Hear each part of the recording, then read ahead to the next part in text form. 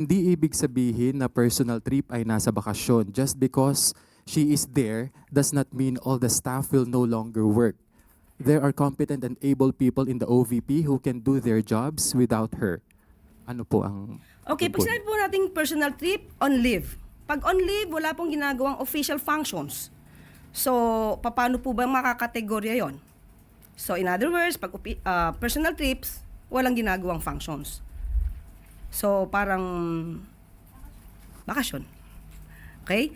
And, sinabi din po ng OVP na marami silang competent staff to do the job while the Vice President is out of the country.